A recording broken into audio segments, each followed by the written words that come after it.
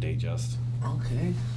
Is that factory? Factory Yeah, bezel. gotta be, yeah. I'm sorry, factory dial, aftermarket bezel. Oh. Man, they set these so well. And then back grill. What year is that? I think it's a 2017. I don't even want to know what you paid on it. I mean, they'll sell for 2017. It'll sell for like 19.5. It's complete. Yeah. I had one brand new 2019. Brand new 2019. Brand new. You should be able to get 21.5 or more. Yeah. I can't keep up though. Every single day the price changes. I'm gonna take a loss on it. You are. And I bought it at IWJG just to make a Pay for deal. it. I paid $22.5. Post it in the groups. I'll post it for like 23. See if I can get Yeah. $200. You never know, dude. Basically, dealers are literally throwing out whatever price they want. Only reason I bought that watch was because it's like, if you have the watch, you have the bargain. Exactly. You don't do anything without having the watch. Like, Yeah. it's literally the whole Dude, point of the business. I've been screwed on 2 deals this week on 2 paddocks. I saw you put I'm it. fucking pissed. That Like- chat went crazy. I fell asleep. I woke up, and it was like 60 messages in there, and it spun off of yours onto somebody else's. Like, Well, dude, dealers are Mishap. selling. They're selling shit they don't have, and then the prices are going so high that I committed to this paddock, and the guy didn't even have it. Well, then prices went up, and within the week and a half it took for him to commit to me this watch or to get it shipped. He's like, oh yeah, the buyer changed his mind. He took another offer somewhere on trade for something. I'm like, that's not how this business works, dude. Like, you don't commit a watch if you don't have it, for one. I was telling Jai, so for that Rose Gold AP, I have somebody that told me, hey, how fast can you send it to me? Ship it to me. I was like, well, I'm going to Dallas. I'll be back on Wednesday. It'll be too late, so Thursday. I'm like, why? Is your client on board? Because she's been checking. And then she says, yeah, but based off the time, just when you get back, tell me when you get back so that you can, like, we can arrange shipping. I was like, so do we have is it a deal? Are we done? Or no, just, I'm like, okay, well then the watch is still for sale then. Like, Yeah, if it's not a committed sold order or deposit, I'm not taking them. the other thing is the timeline to get these watches. Like, I bought one and I was showing Jai, like, from the moment I sent the final wire, because I had to break it down into 2 because of my limit. By the time they received the final wire to when I got the watch, it was like 9 days, and the market changed. The market changed in those 9 days for the worse. Buying a watch or for you selling a watch? I bought the watch. Oh, that's good. No, for the worse, it took a change. Oh, it went down. It was shit. which now how hard is it to buy a watch right now that goes down? It could only be one, which is the Tiffany OP, right? You bought a Tiffany OP? Oof. Wait. When did you buy a Tiffany OP, and why did you not ask me about it? Because it was, at the time, it was a good price, but it literally in 2 weeks it went down. Yeah. Dude, the price in the last month on Tiffany OPs has not been a good price. Here's what you got to pay attention to. When watch prices spike, trying to buy one to stock it is a bad idea. That's like buying stocks on their way up. Why would you buy a stock on its way up? It's got to eventually come down. Unless you know it's going to keep going up and up and up.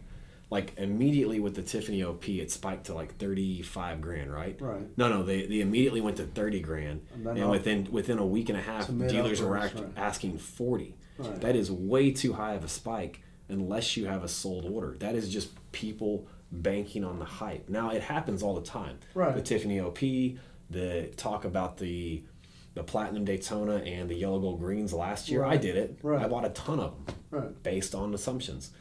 But the problem is, and where I got screwed, is unless you have an end user for that watch right then, I wouldn't buy it. Tiffany OP is a perfect example. I don't know a single retail customer that went out and bought a Tiffany OP for more than 30 grand. I know a lot of dealers that did. Right. And I know they're trading hands through a lot of dealers. Right.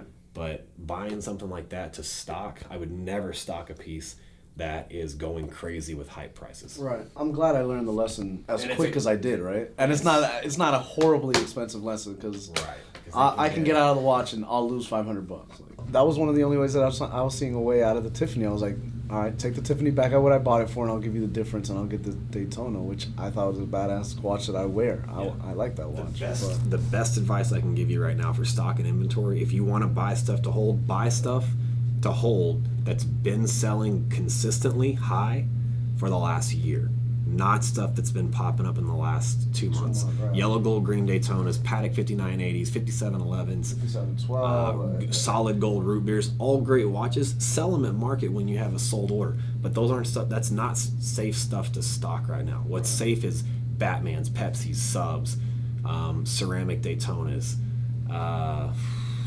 I mean, I wouldn't stock AP 26331s in gold. I would stock 15400s. I would stock 26239, like the old. Or wait, what was the reference on yours? I would stock the discontinued 331. ones. The 26320. Yeah. Yes, those, all the discontinued ones I would stock. I wouldn't stock 26331s. Prices are going crazy high, way too fast. You just had it on the olive rose gold presidential for 80, brand new. Brand new? Brand spanking. I'd buy that. Prices are high on it, but that's still the green dial. Is what does it for that. Yeah. Yeah, because I've been quoted. I mean, I just sold one for 85, pre-owned, open card, but pre-owned. Brand new, I would buy the olive dial. How much difference does it make for an open card to a name on a card on a piece like that? Depends on the On watch. a piece like this, $1,500, $2,000. So it's Yeah, only got 2,000. It's not that the open card. Well, what it is there's some guys that want to buy a piece that like they want to commemorate to their son or their daughter, or they just want their. I've got guys that will buy a brand new or a pre-owned watch.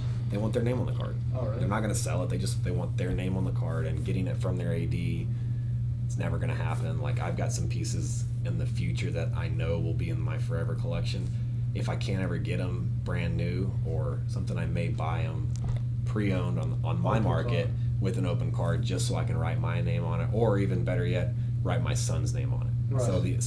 And I'll pay more for that if I want a specific name on the card.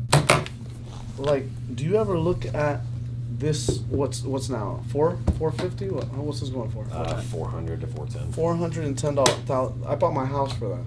Do you ever look at this and say like, what the hell are we doing? Like, what are we really doing right now? I love watches, but they get to a certain price point where I'm like, what?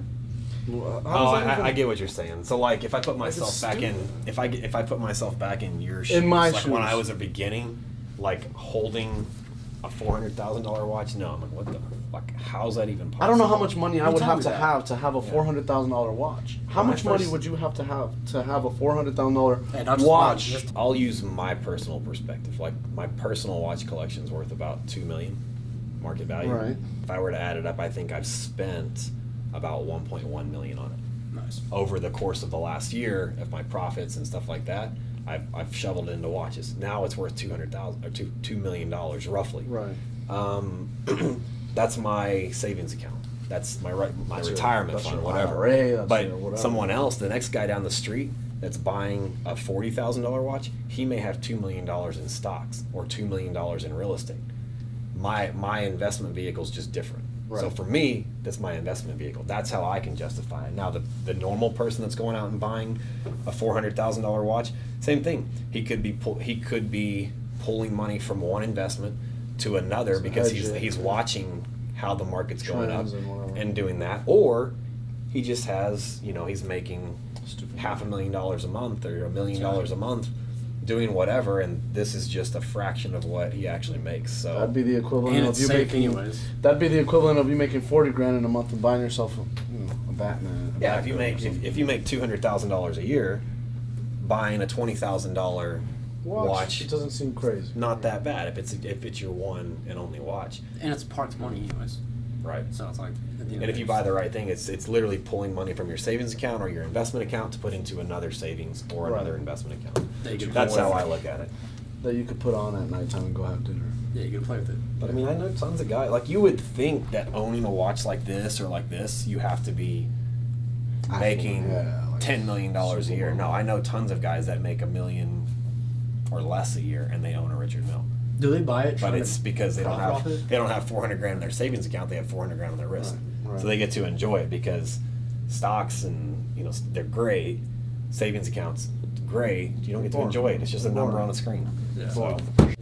So let's. I want to sit and talk with you. Like, I want you guys to sit down and let's let's reverse engineer your year with me. Yeah. Tell me what your end goal is, and let's go back and let's work the steps backwards, because I want to make it's only been a month, but I want to make the next 11 months the best months you can have. By doing that, I want to know exactly what you want. I want to go more into detail, like what you want. You've already seen part of it, and you've gotten, like, just being in the groups you've been in and the new WhatsApp groups I'm going to create, that's a year ahead already. Yeah. Like right there, if we cut it all off, you got your money's worth. I can guarantee it. It's mine. I have an idea what it is. I want to know what you guys want. So that's what I want to work on today with y'all. Yeah. that'd be cool. You guys hungry? Oh, you guys ate. We all go with me to get a coffee or a snack? Yeah, yeah, for sure. And then we'll go to the conference room and start working. Yeah.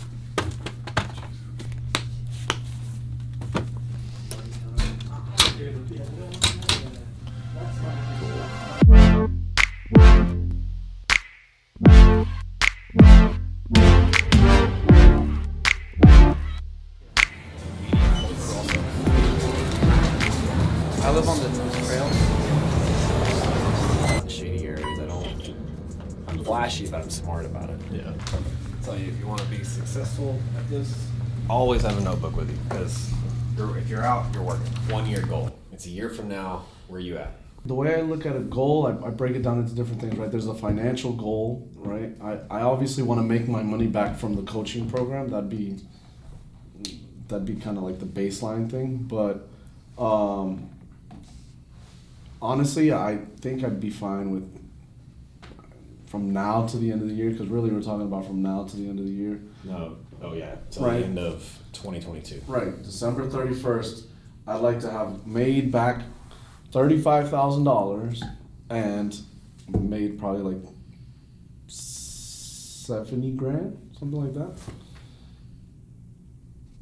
I don't know how real it is with the market, how it is right now. Oh, that's true. I'm conservative. I'm extremely realistic though. Like I'm like, this isn't my first thing that I've ever So done 100 grand total almost. in the year, but knowing that there's a slow takeoff period, right? So I know that that's going to break down into scaling up, and then December being potentially, $20K in the month of December alone. Who knows? Or more. I don't know. Just depends on what pace you scale at. As for other goals, I'd like to branch off into and feel comfortable with brands that's not just Rolex. I want to establish a fairly decent, I'd say, at the very least, maybe a 60-70% like retail clientele. Okay. That I can buy watches from, that I can trade watches with. I'd never want to lose contact with dealers at any point, because that's a pretty important lifeline. But I really want to get my name out there. How many retail clients do you want? Just pick a number. 80? $100,000, 80 clients. Now, go back to the Rolex brands. Why do you think Rolex has a hold on you right now? Is it just because I said focus on Rolex? No. I mean on the profit side of things, the margins. It's a small profit game. It's a quick move, but there's a ceiling, and there's much more knowledge about the Rolex brand in general. So a random person gets a Rolex, and they know that it's a Rolex, and they'll do the research to find out how much it's worth. They know what they have. Right. Compared to, they run into, for example, a GP that somebody gave them for, well, people aren't giving out GPs for Christmas, but let's just say they run into like a Tudor that somebody gave them for Christmas. They're like, well, and I see them and I'm selling them a watch. I'll say, hey, why don't you trade that watch in? I can probably make a little more margin on a watch like that. But also for the knowledge side of things, right. Not everybody's a Rolex customer. There's some people that are definitely not going to buy a Rolex for the rest of their life. They've made that decision. So That comes down to how much money do you have to set aside for the slower for play. variety, right? In the beginning, you want the reason I told you guys to stick with Rolex is because there For are transaction. 100 people Right. that want a Rolex to every one person that doesn't. It's for transactional. It's to build your name. They move Right. fast. Small margins, yes, but they move fast. In your early days, you don't want to be limited. You don't want to be selling one watch a month, two watches a month, three. Right. You want to be selling one every 2 or 3 days if you can. If you can Right. get to that point where you're flipping them back and forth and building those reference. Like your first year should be a volume game. You should not even worry about profit margins. You shouldn't worry about other brands. It's a volume game. Right. So I'm not big on social media at all. How many followers in a year? 5,000? No, too little. Unrealistically low. Too high. Too low, dude. If you just watch the course and do what that course says, you'll have 10,000 in a few months. Are you following people that are engaging Every on post you make, I follow every single person in the comments. in the comments? Yeah. Okay. And then Every post or every watch post? every post. Limit it. Go down to the watch post.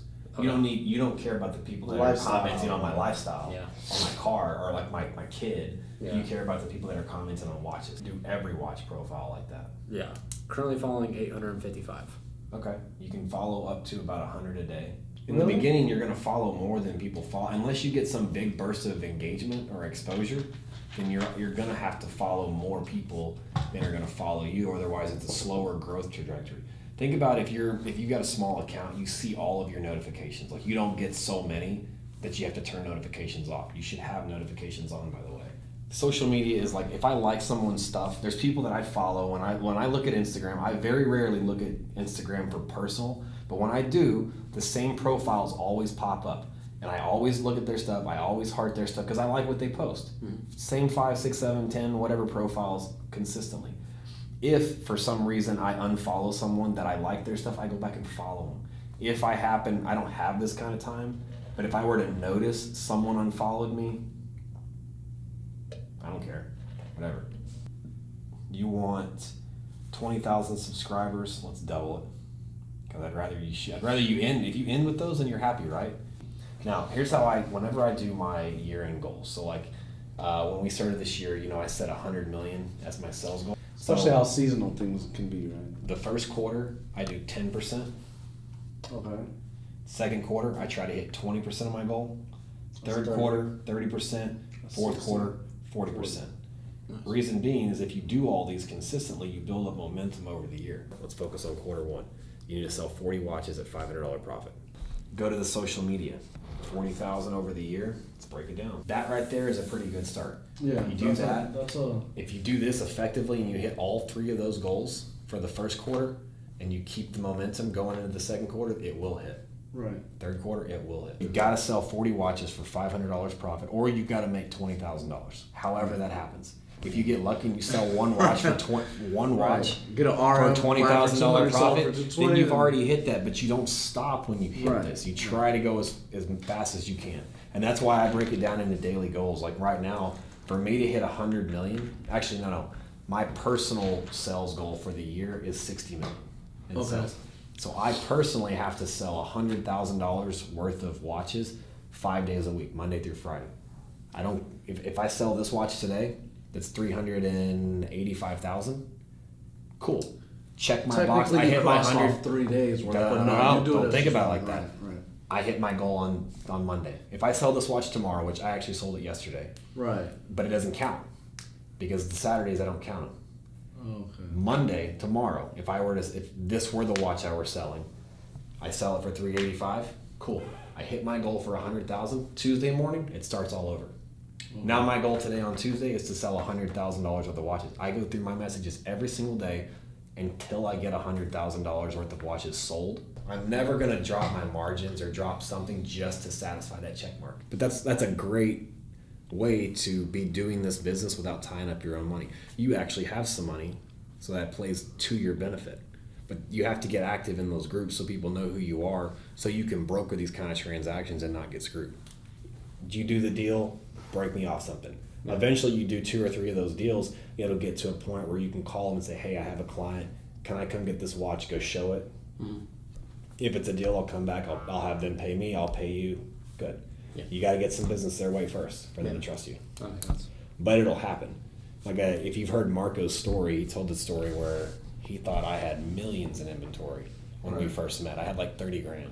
Right. I had like one real, maybe like 40 grand. Because of how active you were on Exactly. the Like if you would have, posts. looked at my website and my social media, you thought I had like 300 watches in inventory. Right. I had 3.